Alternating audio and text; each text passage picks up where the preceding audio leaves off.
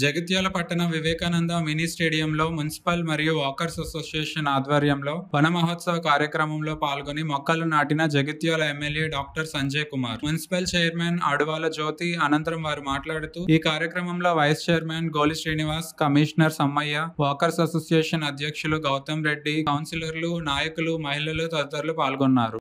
ఈరోజు వన మహోత్సవ కార్యక్రమం చాలా గొప్ప కార్యక్రమం ఈరోజు మేము నిర్వహించుకోవడం జరిగింది. ఇది తెలంగాణ రాష్ట్రంలో 2 లక్షల మొక్కలు నాటాలని చెప్పేసి మాకు గైడ్లైన్స్ రావడం జరిగింది.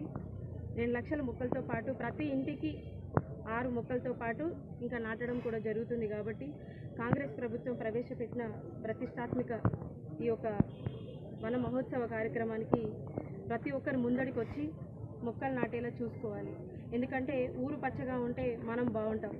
ఊరు పచ్చగా ఉండాలి, ప్రతి ఒక్కరు మొక్కలు నాటాలి, మన ఆరోగ్యం బాగుండాలి. మొక్కలు నాటడం వల్ల మన ఆరోగ్యం కూడా బాగుంటుంది. కాబట్టి ప్రతి ఒక్కరు ముందరికి రావాలి, మొక్కలు నాటాలి. అట్లాగే మొక్కలు నాటడమే కాకుండా అందరూ దాన్ని సంరక్షించుకోవడానికి కూడా చూడాలి.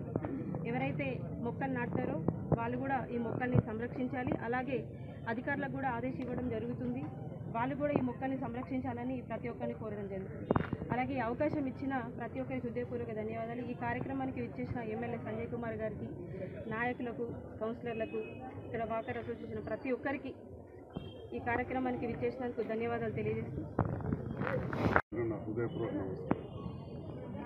జూలై ఈ 2వ వారంలో వన మహోత్సవం అక్కడ అవకాశం ఉంటే అక్కడ ఏర్పాటు చేసుకోవాలని చెప్పి గౌరవ ముఖ్యమంత్రి రేవంత్ రెడ్డి గారు అధికారులకు, ప్రజాప్రతినిధులకు దిశానిర్దేశం చేయడం జరిగింది. ఇప్పటికే కొన్ని గ్రామాలలో, కొన్ని మండలాలలో ప్రారంభమైంది.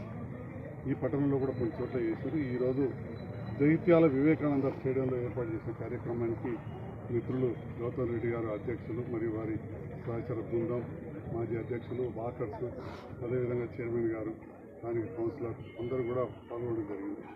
మరి చెట్లు పెట్టడం అనేది చాలా చాలా ముఖ్యం.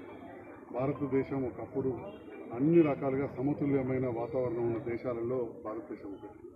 దాదాపు 33% అటవీ సంపద ఉండేది. రాను రాను నిర్లక్ష్యానికి గురై అది 12-13% పడిపోయి ఇవాళ చాలా దుర్భరమైన పరిస్థితి ఏర్పడింది. అటువంటి సందర్భంలో అటు ప్రపంచ పర్యావరణ సంస్థ కావచ్చు, దాంతోపాటుగా భారతదేశంలోని ఉన్న ప్రభుత్వాలు, అప్పుడున్న తెలంగాణ రాష్ట్ర ప్రభుత్వం ప్రచారం కార్యక్రమం కావచ్చు, ఇప్పుడు వచ్చిన రేవంత్ రెడ్డి గారి ప్రభుత్వం వన మహోత్సవం అనే కార్యక్రమాన్ని ఏర్పడింది. ఏది చేసినా కానీ ప్రజల భాగస్వామ్యంతో చేయాలి.